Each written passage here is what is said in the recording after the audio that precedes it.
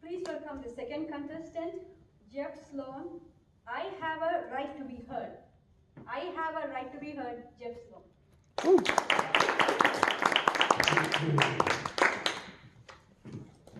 Why would I waste my time listening to you? Because I have a right to be heard! I have a voice! Yes, you do. You have such perseverance, Bertie. You're the bravest man I know. You'll make a bloody good king. King George VI had a stuttering problem. That exchange between King George and his speech coach, Lionel Logue, was the pivotal moment in the movie The King's Speech. Thanks to Lionel Logue, King George began to overcome his stuttering problem and believed that he had a right to be heard. He had a voice. Contest chair, fellow Toastmasters, you are my Lionel Logue. Thank you. I believe with all my heart, I have a right to be heard. I have a voice. Achieving my passion of building cultural bridges among Americans and the globe's ethnic peoples requires me to speak in front of groups of various sizes. Why would anyone waste their time listening to me, I used to think. When I spoke in front of groups, I was like that proverbial deer in headlights after he had submerged his head in a barrel of red Jell-O. My face was red flushed. I was stiff as a board. I was bug-eyed. Why would anyone waste their time listening to me? But a small voice inside implored me to speak in order to bring peoples of diverse cultures together to build cultural bridges. But I still wondered, why would anyone waste their time listening to me? But I started. Oh, I had early confidence killers.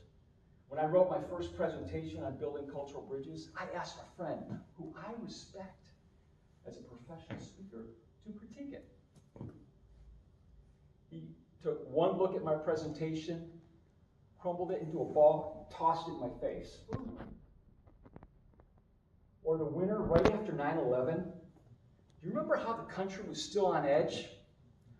Well, I dressed up as a Saudi Bedouin to give greater effect to my first presentation to a family. I knocked on the front door. It was the wrong house! Oh no. The homeowner opened the door, and through my embarrassment, I meekly spewed out, "Trick or treat!" and threatened to call the cops. But I had a right to be heard. I had a voice. Where was I going to find my confidence to speak out, to empower, to encourage people to build cultural bridges? Thank God for my friend Dwayne Brickner, who dragged me to Tempe Toastmasters 9 years ago. Oh, I remember my icebreaker. I never looked up from the lectern. Again, I was just red as crimson rose. And I wondered, why would anyone waste their time listening to me?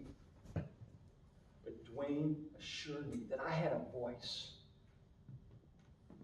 So I came back the next week. Tempe Toastmasters, you became my Lionel Logue. You assigned me a mentor. You gave me frank and honest evaluations. You gave me valuable speaking tips. And if I didn't show up, you'd call me. You were pushing me to speak. My newfound confidence was so reassuring. It ignited my passion to speak. No longer was I wondering, why would anyone waste their time listening to me? Because groups were calling me, inviting me to speak on cultural bridges. Audiences were implementing my ideas. My confidence soared. One audience member, Dan, shared how he reached out to his Muslim neighbors for the first time ever.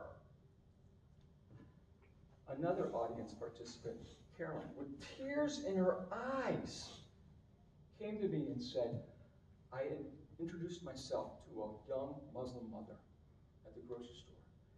The depth of our relationship has changed both of our lives. voice was being heard. My passion for building cultural bridges was changing lives.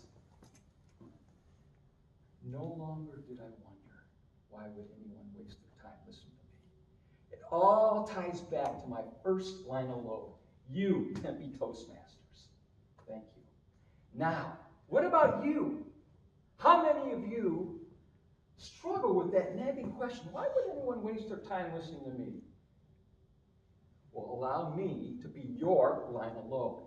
And I insist you repeat after me. I have a right to be heard. I have a voice. I have a right to be heard. I have a voice. One more time and dig deep like you mean it. I have a right to be heard. I have a voice. Yes, you do. You have such perseverance, Bertie. You're the bravest man I know.